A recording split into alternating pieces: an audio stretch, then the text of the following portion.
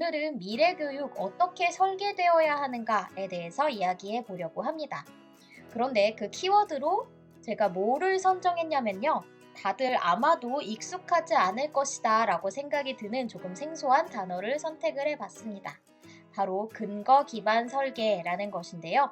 근거 기반 설계는 원어로는 Evidence Based Design이라고 하는데 미래 교육을 위한 교육 설계에 왜 근거 기반 설계가 필요한지 그리고 근거 기반 설계란 무엇인지에 대해서 이야기해 보려고 합니다. 그 전에 미래 교육이라는 것이 대체 어떤 시대를 위한 어떤 교육인가에 대해서 살짝 다시 한번 짚고 넘어갈 필요가 있겠죠. 우리는 이런 그래프를 굉장히 많이 보면서 살아가고 있습니다. 이 사회가 디지털로 인해서 모든 것이 다 변화하는 사회가 되었다. 그것이 바로 디지털 트랜스포메이션의 사회이다 라는 이야기를 굉장히 많이들 하고 있고요. 그렇게 하면서 변화의 속도는 우리가 따라갈 수 없을 만큼 굉장히 빨라지고 있다 라는 이야기를 많이들 하곤 합니다. 그래서 등장하는 교육에 많은 키워드들이 있죠. 인공지능, AI 교육, 컴퓨팅 사고 교육, 로봇 교육, 드론 교육, 프로그래밍 교육, 3D 프린터 교육, AR, VR, MR의 교육적인 활용. 이렇게 말로만 들어도 굉장히 어렵고 딱딱하고 지끈지끈한 저 멀리에 있을 것 같은 교육들이 이미 우리의 일상생활 속으로 굉장히 깊숙하게 들어와 버렸습니다. 자, 이런 시대의 교육은 대체 어떻게 이루어져야 하는 것일까요? 바로 이런 점에 대해서 많은 분들이 고민을 하고 있는데요. 여기서 한 가지 질문을 던져볼까 합니다. 인공지능 시대가 되었다라고 이야기를 하는데 컴퓨터가 생각하는 방법은 변했죠. 예전에 그냥 사람이 입력하면 그냥 입력한 대로의 값을 산출해주던 그런 컴퓨터의 시대는 이제 지나갔습니다. 갤럭시 핸드폰에서는 빅스비, 아이폰에서는 시리 이렇게 인공지능 스피커나 인공지능 시스템이 우리에게 상용화된 지 너무 오래되었고요. 이렇게 컴퓨터가 생각하는 방법은 변했지만 인간의 본질도 변화했나요? 우리가 느끼는 감정도 변화했나요? 사람들이 생각하는 방법, 사람들이 감정을 갖는 방법도 변화했나요? 이런 질문을 한번 던져보려고 합니다. 요즘 아이들은 태어나서부터 스마트폰을 쥔 세대다라고 이야기하기 때문에 우리 아이들은 그러니까 우리가 옛날에 배우던 방식과는 좀 다르게 배울 거야 라고 이야기를 하기도 하지만 그것이 인간의 본질을 바꾸었는가 라는 점에 대해서는 한 번쯤 다시 한번 생각을 해볼 수가 있겠죠. 우리 아이들이 느끼는 기쁨이라는 감정이 지금 이 콘텐츠를 보고 있는 어른일지 아이일지 모르겠지만 우리가 느끼고 있는 감정, 우리가 느끼고 있는 기쁨과 전혀 다른 새로운 속성의 기쁨인가요? 아이들이 느끼는 슬픔과 우리가 느끼는 슬픔은 다른 것인가요? 우리가 뜨거운 냄비를 만지고 뜨겁구나를 배우는 과정과 아이들이 또 뜨거운 냄비를 만지고 진짜 뜨겁구나를 배우는 과정은 다른가요? 이런 질문을 한번 해볼 필요가 있겠습니다. 여러분의 정답은 어떤 것인가요? 여기에 요즘 이야기를 하는데 굉장히 옛날 학자들을 좀 모셔오도록 하죠. 행동주의 심리학자 스키너, 인지심리학자이자 발달심리학자 삐아제, 인지심리학자 비고츠키 이렇게 세 분을 모시고 이야기를 해보려고 합니다. 이분들은 사실 심리학을 공부하셨든 교육학 혹은 유아교육이라던가 심지어는 간호학까지 그리고 또 어떤 경우에는 사회학을 하시는 분들도 이분들의 익숙하다라고 이야기를 해요. 그럴 만큼 굉장히 다양한 분야의 사람들에게 잘 알려져 있는 굉장히 유명한 학자들이죠. 이 학자들이 어떤 이론을 내놨었는지 다시 한번 살펴보도록 하겠습니다. 행동주의 심리학자 스키너는 이런 이야기를 했었죠. 행동의 정확한 측정에 기반해서 그 행동을 강화하는 보상과 피드백을 제공하면 행동을 점차 효과적으로 수행하게 된다. 이런 이야기를 했었습니다.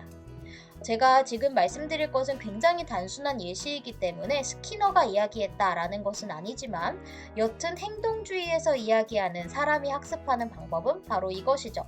사탕을 주면 그 사탕을 얻기 위해 더 많이 무엇인가를 하려고 하고 뭔가 상이 주어진다라고 하면 그 상을 받기 위해 더 열심히 하려고 하는 것. 이것이 인간 행동의 기본 원리다라는 것이죠.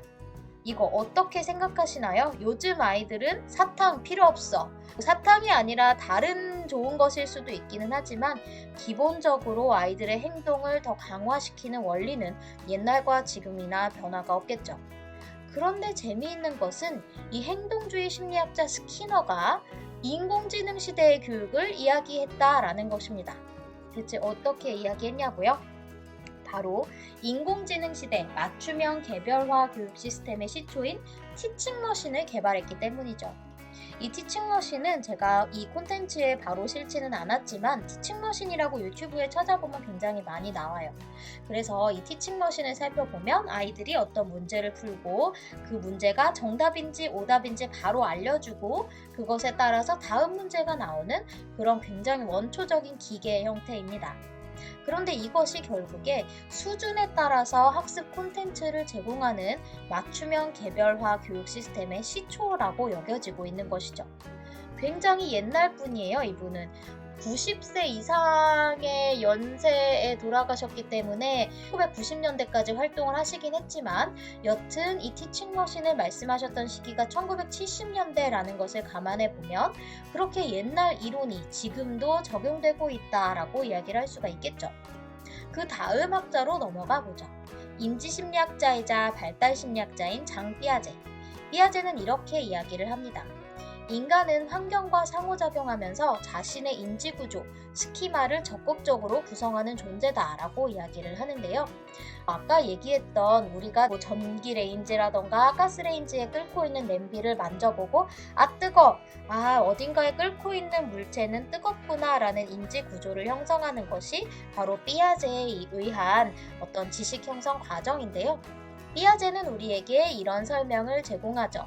바닥을 기고 입에다가 뭔가를 넣어보면서 이 세상을 탐색하던 아이들이 어떻게 추상적으로 문제를 해결하는 성인으로 성장하는가 이런 설명을 제공합니다.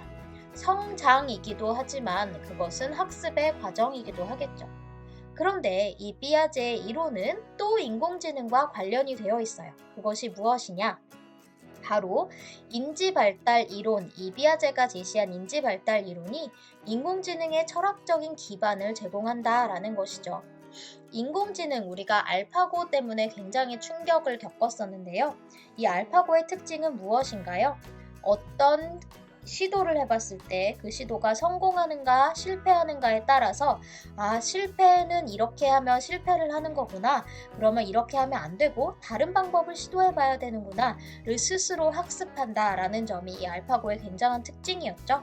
그래서 이렇게 옛날 심리학자인 삐아제가 요즘 인공지능의 철학적인 기반을 제공한다는 것, 굉장히 재미있는 또 현상이라고 할 수가 있겠습니다. 마지막 학자 이야기해 볼까요? 바로 인지심리학자 비고츠키죠. 비고츠키는 사실 심리학자라고 이야기해도 되나? 라는 생각이 들 정도로 굉장히 다양한 분야에서 엄청난 기여를 하고 30즈음에 너무 빨리 인생을 마감하신 정말 안타까운 학자입니다. 비고츠키는 이런 말을 했어요. 인간은 보다 성숙한 인간과 상호작용함으로써 더 넓은 영역으로 성장한다. 그렇지만 이때 제공되는 스캐폴딩은 점차 소거되어야 한다라는 말인데요. 자, 인간이 아이가 어른과 이야기하면서 무엇인가를 배워가는 거, 그 다음에 아이가 다른 친구들과 이야기하면서 이 세상은 더 넓은 곳이구나를 배워가는 과정이 바로 이 비고츠키가 이야기한 인간이 학습하는 과정입니다. 이때 아이들이 조금 더 많이 성장할 수 있도록, 조금 더 편하게 성장할 수 있도록 제공되는 것을 스캐폴딩이라고 하죠. 우리가 건축을 할 때 건물의 바깥쪽에 세워있는 그런 철골 구조를 스캐폴딩이라고 이야기하는데요. 건물을 세우고 나면 그 스캐폴딩은 전부 다 빼버리죠. 철거합니다.